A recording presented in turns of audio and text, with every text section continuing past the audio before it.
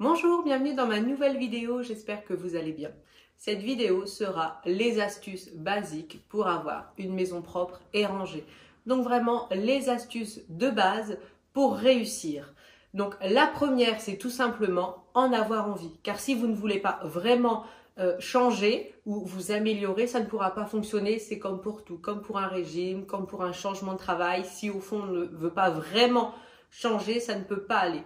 Moi, par exemple, avant, j'ai jamais vraiment été désorganisée, mais je n'avais pas des habitudes comme ça quotidiennes. Ce qui m'a fait changer, c'est vraiment être toujours un peu dans le stress de quelqu'un qui peut arriver à l'improviste quand une copine appelle ou envoie un texto pour dire j'arrive dans 10 minutes, être toujours dans le stress, à se dire vite, vite, il faut que je débarrasse mon lave-vaisselle, que je remplisse la vaisselle sale, que tout fasse nickel. Donc c'était vraiment ça qui a été le déclic pour moi de me dire voilà, je veux plus être dans ce stress-là. D'autant plus quand on a déménagé, la maison est forcément plus grande.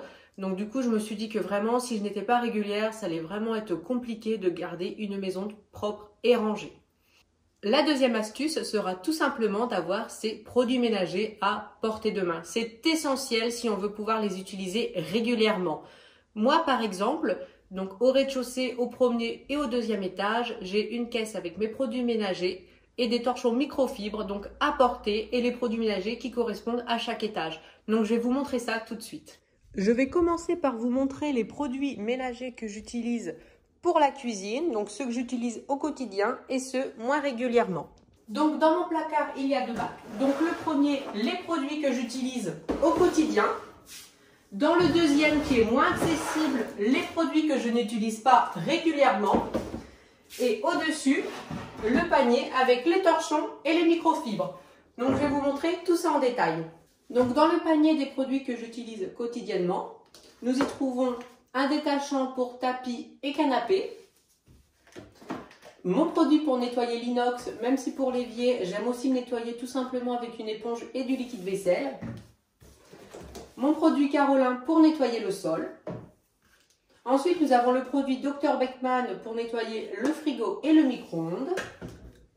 Ensuite, j'ai mon produit Vitroclean pour la plaque, du liquide vaisselle pour rempoter au niveau de mon évier, le produit pour nettoyer les vitres. Donc de quoi nettoyer les carafes ainsi que les verres de style flûte. Hop. Une paire de gants, une brosse pour nettoyer l'évier ainsi que le frigo, mon petit grattoir pour la plaque, des sacs poubelles, des éponges magiques que j'ai achetées chez Action. Donc ceci c'est pour nettoyer les vitres, mais comme je viens de l'acheter, je ne l'ai pas encore utilisé, donc je vous dirai plus tard si je trouve cela pratique ou pas. Et bien sûr, de l'acide citrique. Donc j'ai tous ces produits, alors j'alterne aussi avec les produits faits maison, je vous avais déjà montré quelques recettes pour en faire, mais j'aime bien alterner, je n'aime pas tout le temps utiliser les produits faits maison parce que je trouve quand même que les produits qu'on trouve en grande surface sont quand même pratiques. Donc ça dépend, j'aime bien alterner. Souvent quand j'en termine un, je me fais mon produit, ensuite je rachète un produit, souvent je fais une fois sur deux. Donc le deuxième panier, c'est tout simplement les produits que j'utilise moins régulièrement. Donc nous avons la pierre de nettoyage, je vais m'en servir quand je vais vouloir faire un nettoyage en profondeur du four. L'alcool ménager quand je vais faire mon produit maison pour nettoyer les vitres. Des lingettes désinfectantes, avant je désinfectais les courses, maintenant je ne les désinfecte plus, mais de temps en temps j'aime toujours les utiliser. Mon nettoyant alu et inox, donc ça sera utilisé quand j'aurai fini le précédent. Encore du liquide vaisselle parce que je ne sais pas pourquoi j'en avais ouvert deux en même temps, mais c'est pas grave. Un détachant, donc pour tout ce qui est tissu, mais c'est vraiment pour les tâches vraiment tenaces qui ont du mal à partir.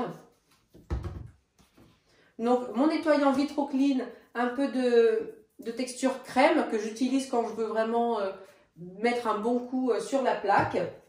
Donc c'est un petit nettoyant pour le lave-vaisselle. Un savon détachant pour le tissu. Comme vous pouvez le voir, c'est vrai que je fais très attention aux produits détachants parce que j'ai un canapé qui n'est pas déhoussable. Et pour la petite histoire, une fois, une infirmière était venue à la maison pour changer un pansement et elle avait mis de la bétadine sur le canapé. Donc forcément, sur le coup, je ne dis rien, je dis que c'est pas grave. Et dès qu'elle est partie, branle-bas de combat. Donc j'étais bien contente d'avoir tous ces détachants et la tâche est partie très facilement. Ensuite, des éponges magiques qu'il me reste, donc je les ai mis de côté parce que ça sert à rien d'en avoir plein dans le même panier. Un petit pinceau, donc c'est un pinceau que j'aime bien utiliser quand je nettoie vraiment à fond les façades et qu'il y a un petit peu de poussière, donc c'est vraiment pratique. Et les lames pour le grattoir, pour la plaque que je garde ici. Donc voilà pour le deuxième panier. Et donc le troisième panier, ce sont tout simplement mes microfibres et des torchons, sachant que normalement le panier est plein, mais là j'ai pas mal de microfibres à laver. Donc c'est vrai que j'ai un stock assez important de microfibres, donc je les achète toutes chez Action. Je prends le lot, il me semble, de 3 à 2 € et des poussières. Enfin, ça fait vraiment partie des moins chères et pour moi, c'est celle qui fonctionne le mieux. Donc nous allons continuer ensemble la visite pour voir où je range les différents produits ménagers. Maintenant, nous allons voir les toilettes du rez-de-chaussée. Même si j'y laisse pas grand-chose, j'y laisse quand même le minimum. Mais avant, un petit détour pour voir la petite Mimi qui se repose, passe ses journées à se reposer. On sait qu'elle est toute mignonne. Bon, elle aime bien laisser des poils un petit peu partout, mais bon, elle reste sur le plaid, donc c'est super bien. Donc, dans les toilettes, je laisse vraiment pas grand-chose, mais le minimum pour pouvoir les nettoyer et ne pas avoir à courir à droite à gauche pour prendre les produits nécessaires. Donc, pour les toilettes du rez-de-chaussée, c'est très simple. C'est dans le bas du meuble. Donc, j'ai une petite réserve de papier toilette. J'y laisse des lingettes désinfectantes de la marque Saint-Marc, que j'aime beaucoup pour nettoyer quotidiennement les toilettes. C'est vraiment très efficace. Le produit AVC, donc je ne laisse pas dehors tout simplement parce qu'il avait tendance à tomber quand je passe l'aspirateur sur les côtés. Et comme je le fais vraiment quotidiennement, je ne suis pas obligée de le laisser à côté des WC. Donc c'est le canard, mais ça je le change tout le temps. Et ensuite j'ai des pastilles de Javel que je mets, donc pas quotidiennement, mais j'en mets de temps en temps. Et comme c'est vraiment que pour les toilettes, du coup ça reste là. Et donc la brosse dans laquelle, quand je nettoie les WC à fond, donc je la laisse toujours ici, même si du coup je m'en sers pas tout le temps, mais c'est pour être sûr de ne pas confondre, même si pour les WC, je les prends forcément de couleur noire. Comme ça, même si un jour pour X raison, je remets toutes les brosses ensemble, bon ça n'arrivera jamais, mais on ne sait jamais, je ne confondrai pas avec celles par exemple pour nettoyer le lavabo ou la baignoire qui sont de couleur bleue. Et pareil, dans la cuisine, c'est aussi de couleur bleue. Comme ça, noir, c'est vraiment les WC. Ça, je ne peux pas confondre. Donc voilà pour les toilettes. Direction l'étage et plus particulièrement la salle de bain avant de passer à la chambre d'amis pour vous présenter les différents produits que j'utilise. Normalement, il y a mon petit Jules qui joue dans sa chambre. Tu construis quoi? Petit château mobile. Ok, bon allez, direction la salle de bain. Donc les produits ménagers se trouvent en haut du meuble. Donc en premier, nous avons une mousse nettoyante que j'utilise très rarement parce que je ne trouve pas ça vraiment très efficace, mais comme je l'ai acheté de temps en temps, je l'utilise. Des éponges magiques que j'ai également achetées chez Action pour terminer de nettoyer la baignoire, enlever certaines traces, c'est vraiment très pratique. Le produit salle de bain Briochin, donc je ne l'ai pas encore utilisé, mais on me l'a beaucoup conseillé dans les commentaires, donc j'ai hâte de voir si comme vous, je le trouve efficace. Donc le nettoyant universel Briochin, tout simplement pour nettoyer le miroir, parce que j'ai pas forcément le produit à vitre. Donc quand je veux mettre un coup rapide sur le lavabo, le miroir, c'est vraiment très très efficace. Ensuite, un produit multi-usage avec Javel. Donc c'est pareil, la Javel, j'ai toujours tendance à me salir, mes vêtements, faire des taches. Donc je l'utilise très rarement, c'est surtout quand je veux faire les toilettes à fond. Ensuite, j'ai du vinaigre ménager. Ma crème à récurer Cif qui est pour moi essentielle pour nettoyer la baignoire. Pareil, mon produit Monsieur Propre, donc c'est comme le produit Briochin, c'est quand je veux mettre juste un petit coup au niveau du lavabo. Donc bien sûr des torchons microfibres qui sont indispensables. Des lingettes que j'ai également, que je laisse aussi sur le coin de l'étagère pour mettre un petit coup rapide, ou même les enfants quand il y a une petite tache de dentifrice, tout ça, pour le soir. Un petit coup de lingette. Une brosse à dents quand on veut nettoyer vraiment en profondeur. Donc là, c'est pour les WC parce que le produit AVC au premier étage, je le laisse à côté des toilettes parce que c'est là où vont les enfants. Donc comme ça, si c'est nécessaire, on va mettre un petit coup. Ensuite, donc j'ai 3 sacs congélation. Je me sers du sac congélation pour tout ce qui reste un petit peu humide, j'aime bien. Donc les éponges. Donc pour nettoyer quand je veux frotter la baignoire et le lavabo. Et celle-là pour les WC, toujours noire pour les WC. voilà pour le panier de la salle de bain. Et nous passons direction la chambre d'amis. Donc dans la chambre d'amis, j'ai une caisse dédiée aux produits ménagers. Donc la caisse qui se trouve dans la chambre d'amis me sert donc pour la chambre d'amis, la chambre des enfants et le palier, et aussi pour nettoyer les escaliers et le sol. Donc dedans, j'ai une brosse pour enlever les poils, pour tout ce qui va être sur les lits, le canapé. C'est tout simplement parce que le chat va dormir dans le lit des enfants. Donc du coup, hop, un petit coup de brosse et c'est très bien, ça enlève vraiment tout. Je l'ai eu chez Intermarché, mais je l'ai déjà vu chez Carrefour également. C'est vraiment très très pratique, ça ramasse vraiment bien. Ensuite, j'ai un produit Sanitol pour nettoyer tout ce qui va être meuble. Donc du Febreze, j'aime bien en mettre un petit peu dans le canapé de la chambre d'amis, un petit peu aussi sur le lit des enfants. Également un produit Sanitol allergène, j'aime bien le mettre effectivement quand je viens de changer le lit des enfants, je remets un petit coup, j'aime bien, ça fait une odeur, c'est bien frais. Ensuite c'est un produit Febreze, ça sent bon mais c'est vrai que j'utilise pas beaucoup finalement, je pense que je le rachèterai pas. Donc c'est Sanitol, c'est anti-acarien, c'est pour mettre directement sur le matelas, donc c'est quand je veux nettoyer le matelas en profondeur que je mets un peu de bicarbonate, que j'aspire, j'aime bien après mettre un petit coup de ce spray. Donc deux produits de marque Méthode pour nettoyer le sol. J'adore celui-là parce qu'il sent l'amande, mais j'ai aussi racheté celui-là parce que je ne le trouve plus. Donc c'est tout simplement, je prends mon balai Swiffer, je mets une microfibre et puis j'asperge le sol et je frotte, ça va très très rapide. Pas besoin de sortir le balai serpillière, parce que le balai serpillière je le passe également au premier étage, mais c'est quand je fais toute la maison. Quand je veux mettre juste un petit coup rapide, c'est ça que j'utilise. Donc mon produit pour nettoyer les vitres, donc mon plumeau Swiffer avec des recharges pour faire les poussières rapidement, c'est vraiment très pratique. Encore une fois, des microfibres, c'est essentiel. Et également mon produit pour laver le sol quand exceptionnellement, si j'ai besoin de laver le premier étage et pas le reste de la maison, j'aime bien avoir le produit à portée de main. Donc voilà pour la chambre d'amis. Donc nous voilà dans ma chambre, plus particulièrement dans la salle de bain, mais comme c'est ouvert sur le dressing et la chambre, j'ai mis les produits ménagers au même endroit, sauf dans deux caisses différentes. Donc la première caisse concerne vraiment que la salle de bain. Donc c'est vrai que je vais avoir les mêmes produits, je vois j'ai les mêmes produits qu'au premier.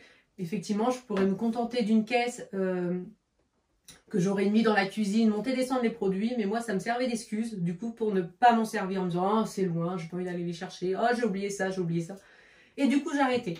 Par exemple, il n'y a pas longtemps, je vous avais montré dans une vidéo quand je faisais du ménage que j'avais ma poubelle de salle de bain qui avait tendance à déborder, tout simplement parce que j'avais les sacs poubelles au même endroit, donc c'est-à-dire au rez-de-chaussée, et du coup par simple fainéantise, je n'allais pas le chercher, donc j'attendais vraiment que ça déborde. Ah, je trouvais même des sacs pour remplir, mettre à côté pour vous dire, le poil dans la main, il est vite arrivé quand même. Donc maintenant, je mets un sac poubelle dans la salle de bain et je n'ai plus de soucis. Donc c'est vrai que pour moi, c'est indispensable d'avoir les produits ménagers à côté, ça évite de trouver des excuses pour ne pas aller les chercher et du coup ne pas faire son ménage. Donc bref, dans mon panier pour la salle de bain, j'ai toujours la crème à récurer parce que pour moi c'est essentiel pour avoir une salle de bain propre et c'est vraiment très pratique. Le produit Briochin, donc pour mettre un petit coup rapidement sur les lavabos et le miroir. Du vinaigre d'alcool ménager, du bicarbonate de soude, donc les fameux sacs poubelles, des lingettes désinfectantes, mon produit maison salle de bain. En ce moment, je l'utilise. Quand j'aurai fini de l'utiliser, je me rachèterai un produit et vice versa, chacun son tour. Des torchons microfibres. Quand je veux nettoyer rapidement la salle de bain, j'utilise ces gants qui sont vraiment pratiques. Je les ai eu chez Auchan, donc j'en mets un petit coup sur le lavabo, sur le plan de travail. C'est vraiment pratique. Bon, aussi pratique que les microfibres, mais ça change un petit peu. Et ensuite, ici, donc j'ai la brosse pour nettoyer le bac de douche, une éponge et une brosse à dents quand je veux faire le nettoyage en profondeur, parce que ça m'arrive de temps en temps. J'enlève tout, je mets de la crème à récurer partout pour vraiment tout nettoyer. Donc voilà pour le premier bac et on passe au deuxième tout de suite. Je remets tout dedans rapidement.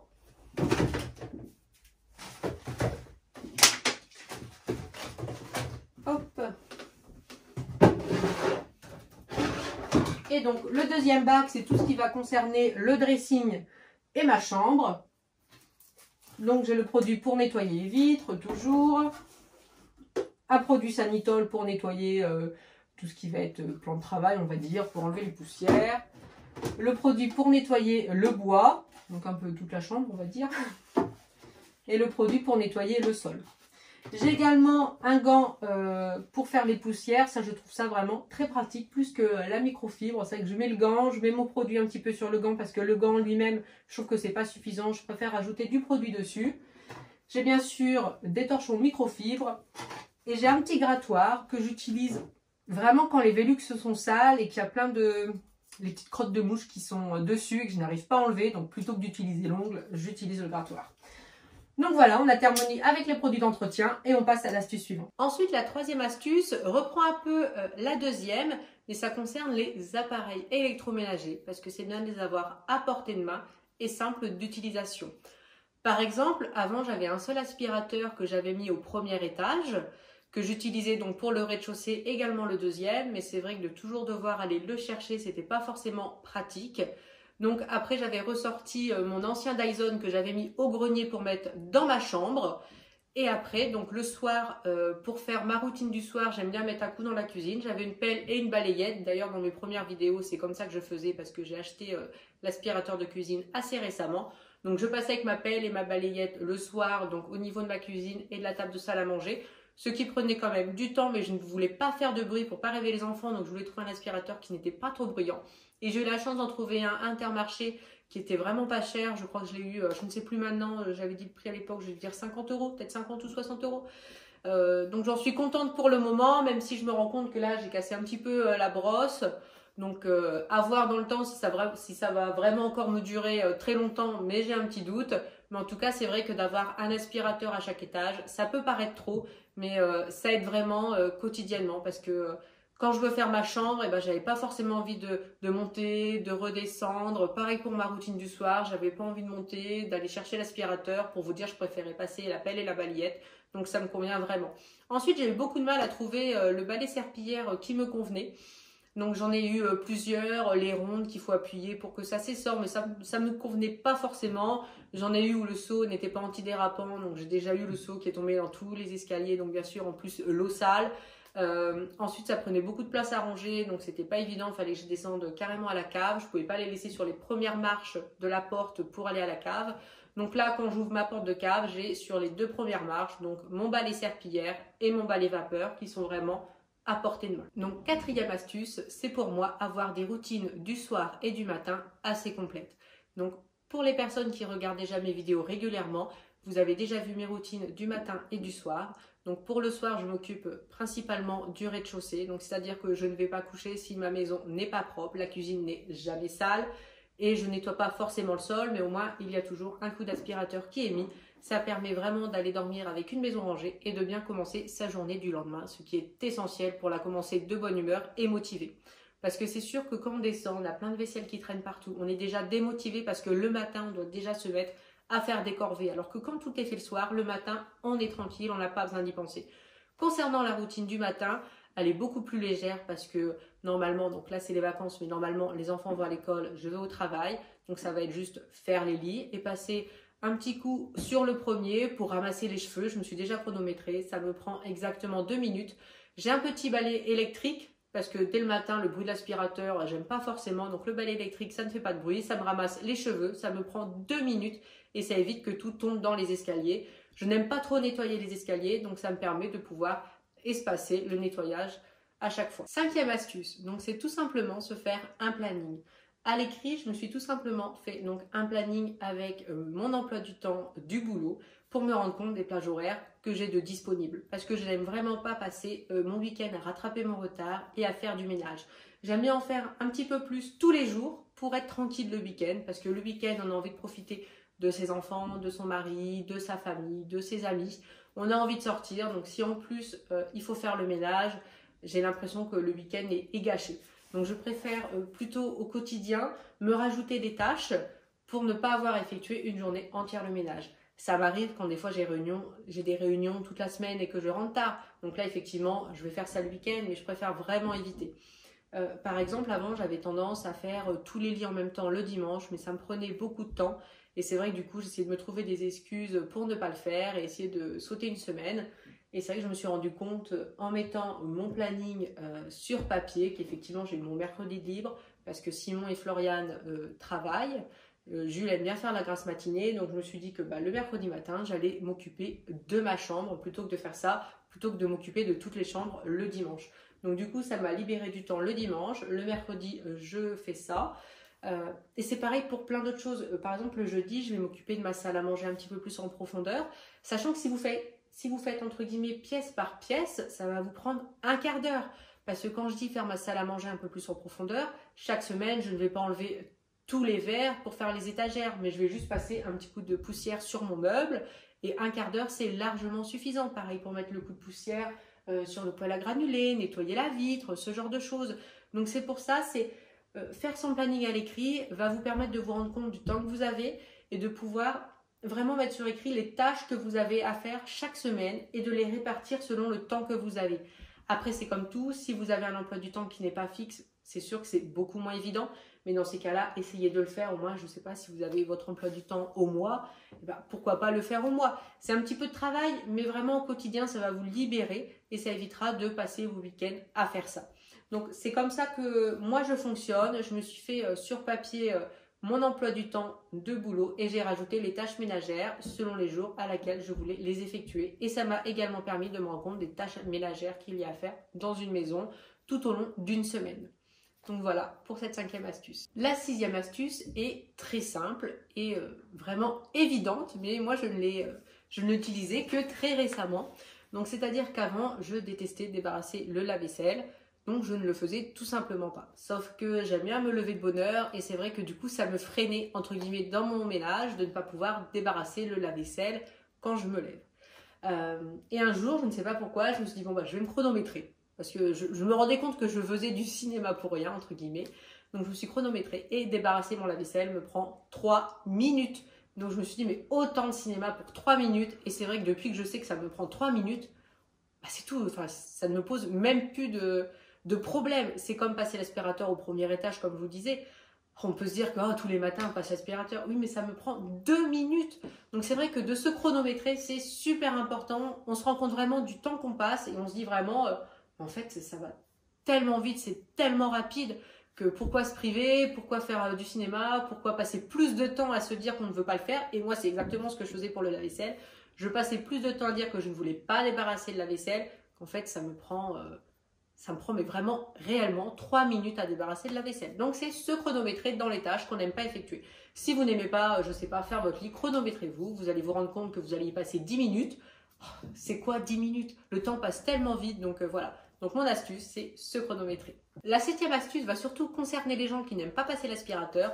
C'est tout simplement le vider chaque soir. Donc le vider rapidement, je ne vous dis pas de nettoyer le filtre, mais juste nettoyer le bac, le vider dans la poubelle pour vous rendre compte que même si vous avez l'impression de le passer tout le temps, moi je n'en reviens pas. À chaque fois que je le passe, tout ce que ça aspire, j'ai l'impression que j'ai toujours une maison nickel, mais à chaque fois que je passe l'aspirateur, le bac est toujours rempli. Je me demande vraiment d'où vient toute cette poussière.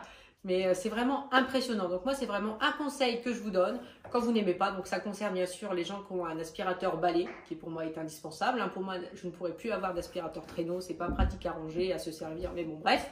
Donc c'est pour les gens qui ont un aspirateur balai. C'est vider votre bac et vous rendre compte de toute la quantité de poussière que vous aspirez à chaque fois. Et ça va vraiment vous motiver à le passer. Je vais faire une toute petite parenthèse concernant quelques commentaires que j'ai eus, à savoir pourquoi mon mari ne m'aidait pas dans les tâches ménagères. Alors déjà, tout simplement parce que je ne verrai pas le filmer en train de faire les tâches ménagères, même si dans certaines vidéos, je l'ai quand même filmé en train d'en faire. Et tout simplement, en ce moment, il fait énormément de travaux, donc il rentre du travail. Souvent, il fait les travaux jusqu'à 22 h à peu près, donc je ne me verrai pas, une fois qu'il a fini les travaux, de lui demander de faire des tâches ménagères. Je trouve que ça ne serait pas logique. Ensuite, Simon participe beaucoup aux tâches ménagères, normalement, quand il n'a pas les travaux. Donc là-dessus, il n'y a pas de problème. Concernant les enfants, donc j'ai Floriane qui est une jeune fille, elle rentre au lycée l'année prochaine. J'en profite pour dire qu'elle a eu son brevet mention très bien, donc on est très très contents. Et donc elle prend pas mal d'initiatives, j'ai pas besoin de réclamer, il n'y a pas de problème. Jules, il a 8 ans, donc il participe aussi. Alors je ne vais pas mentir, c'est pas de son initiative, c'est si je lui demande, sinon c'est vrai que de lui-même, ça ne lui vient pas forcément à l'esprit. Même s'il débarrasse son assiette, il met à la poubelle, mais bon, ça c'est le minimum. Donc voilà. Donc merci beaucoup d'avoir regardé la vidéo, j'espère vraiment qu'elle vous aura plu, que vous n'aurez pas trouvé que j'ai trop parlé, parce que d'habitude c'est vrai que je ne parle pas, donc là j'en ai bien profité. Donc n'hésitez pas à vous abonner, à l'aimer et à la commenter. Merci beaucoup.